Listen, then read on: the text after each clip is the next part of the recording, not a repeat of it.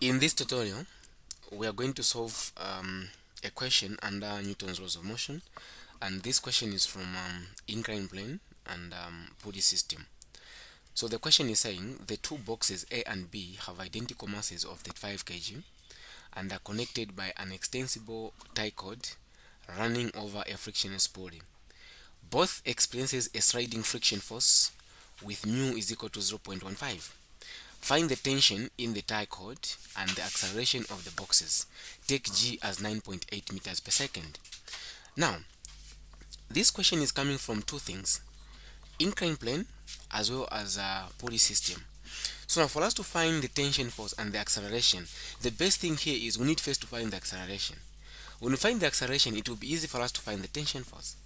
But one thing we have to remember is that this is the combination of incline and the pulley system. So we expect the system to go in this direction. Okay?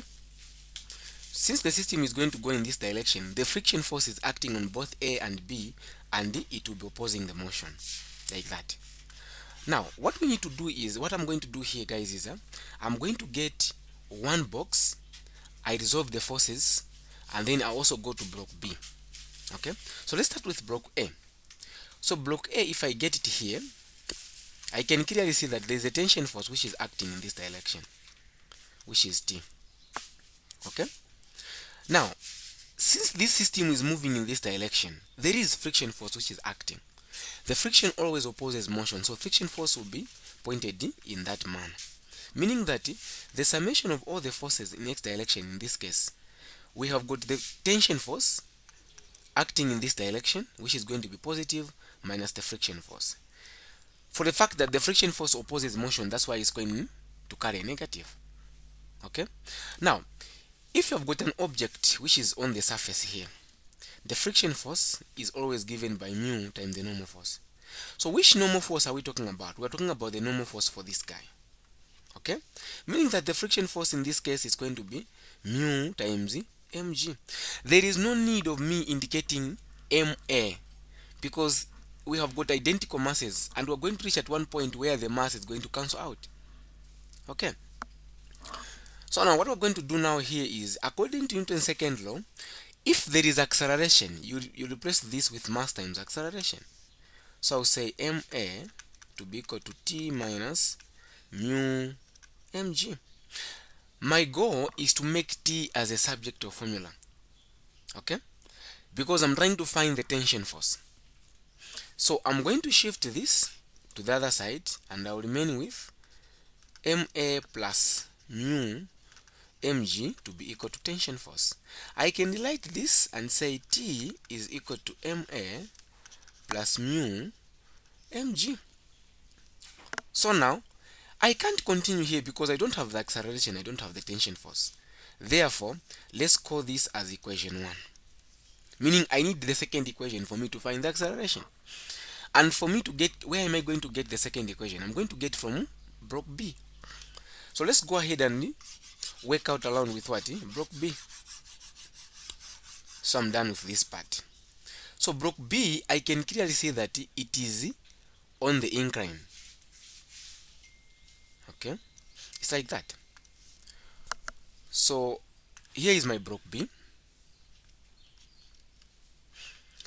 Now, there is always normal force. Normal force, it always acts perpendicular to the surface. That is my normal force there. Then for this normal force, it's just to support the weight force, and we know that we need to have the weight force. Now the weight is going to be directed downward, so this weight force is just basically mg, but this has to support that one, okay, and also that. So now the angle which is here is the same as the angle which is there. So this, according to SOHCAHTOA, this is opposite. So this is mg sine theta, and this is mg cos theta, according to SOHCAHTOA. Okay, because this is opposite and that is adjacent hypotenuse. Now, one thing we have to remember, under incline, there is always the force what we call the Fg. The Fg is the force of gravity that tries to bring an object down. As it was coming down, remember there is a tension force here, which is T. This T here. But again, we have the friction force. So we are going to have another force of friction, which will be opposing the motion. Another friction force. Meaning I've got two forces which are opposing motion in this case, the tension force and the friction force. So I'm going to say, one thing we need to remember here under incline, what we need to remember is that this Fn, which is the normal force, is in the straight line with mg cos theta. Therefore, we can conclude that the normal force is equal to mg cos theta. The Fg and the mg sin theta, they are going in the same direction. We can equate them equal to each other. So we'll say Fg will be equal to mg sin theta. Let's leave it here. Another thing now I'm going to say, the summation of all the forces. What force do we have? We have got three forces. Two forces which are opposing the motion, and Fg which is acting as the applied force, but in that case. So now what I'm going to do, guys, is I'm going to get Fg, put it here, carrying a positive. Then I need to say minus Fr, again minus the tension force. Why am I putting negative? Because those two forces, they are opposing the motion.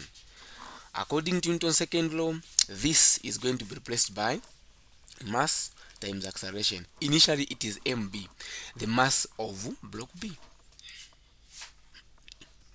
Now I can't say the mass of block B because these two masses are the same.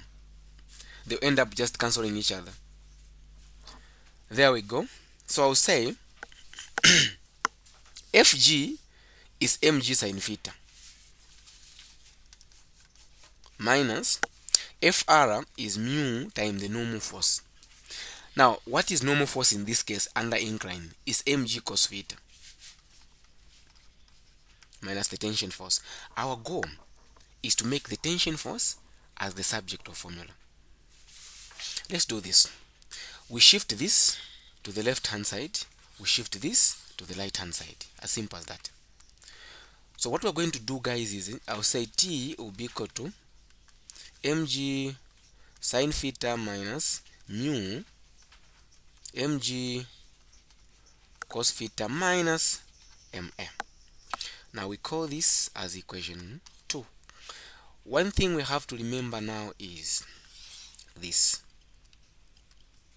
I'll put this one here. One thing we have to remember now is we are trying to come up with the acceleration and the tension force. Now, since this tension force, as long as you have got two blocks connecting to the same rope, the tension force is the same. In this case, what I mean is this tension force here and that tension force is the same. Therefore, I can set those tension force equal to each other. So I'll say,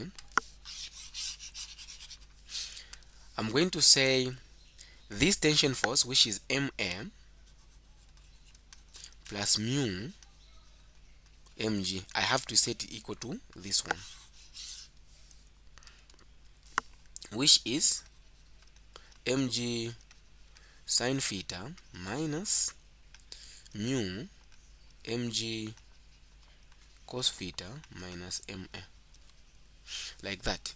Now what I'm going to do now is I have to make a as a subject of formula because I don't have t. I have everything except a. I can find now a. We shift this, but we can clearly see that we can see m everywhere. That's why I said there is no need of us indicating that we're talking about ma or mb because the mass is the same. We can clearly see that we have mass everywhere. I can cancel the mass. But if you want, you can leave it. After doing this, I can see that I have got a plus mu g to be equal to g sin theta minus mu g cos theta minus a. Now what I can do here is I'll shift this to the left hand side, then I'll shift this to the right hand side. So I'll say a plus a is going to be g sin theta minus mu g cos theta. Now we are shifting this to the other side and we end up having minus mu g, like that. At this point, I don't want to tamper with these two formulas because we'll come and use them for us to find the tension force. So what I'm going to do now, I'll just get rid of this.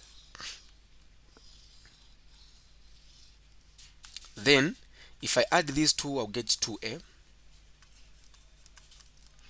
Then I can factor out g in this case because it's common. You can say g open brackets sine theta minus, here I'll remain with mu cos theta, then there minus mu, just like that.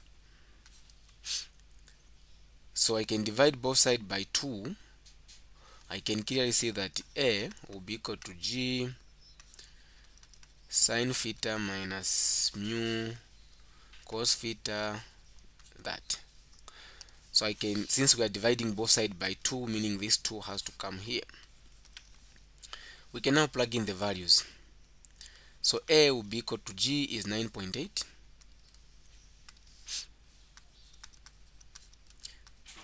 Sine the angle is 30 degrees minus mu is 0.15 cos 30 minus 0.15. Everything divided by 2. Let's see what will be our a. So our acceleration, we expect it to be,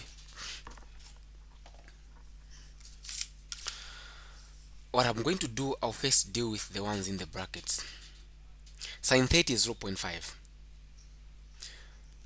It is just the same as I work around with this. So okay, I'll just say sine 30 minus open brackets 0.15 cos 30. Then I close the brackets first. The answer I find, I need to do minus 0.15. I'm getting 0.22 inside only. Then this times 9.8. I'm getting 2.156. So this 2.1569 divided, just like this, divided by 2. Okay.